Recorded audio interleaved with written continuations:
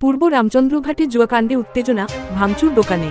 খোয়াই থানার অন্তর্গত পূর্ব রামচন্দ্রঘাট বাজারে আইপিএল ঘিরে জুয়াকাণ্ডে চাঞ্চল্য ছড়াল। অভিযোগ, বিএসএফ কর্মী বিশ্বজিৎ দাসের নেতৃত্বে জুয়ার আসর বসে। বাধা দিতে গেলে শুরু হয় হাতাহাতি, আহত হন বিশ্বজিৎ দাস। এরপর সকালে তার বাবা প্রদীপ দাসও দলবল বাজারে একাধিক দোকানে ভাঙচুর চালায় বলে অভিযোগ। পরিস্থিতি সামাল দিতে ঘটনাস্থলে পৌঁছায় পুলিশ। ঘটনায় রাজনৈতিক রঙও লেগেছে বলে দাবি দুপক্ষের।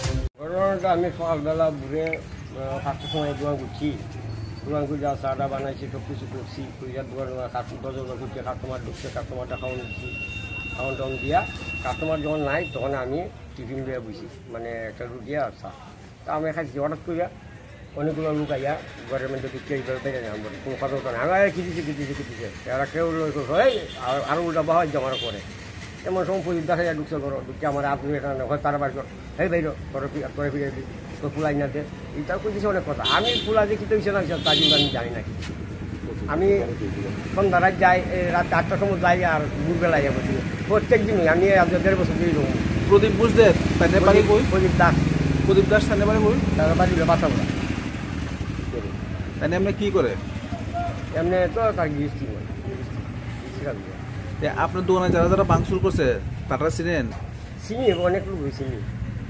তারা কি এলাকারই? এই এলাকার বাচ্চাগুলা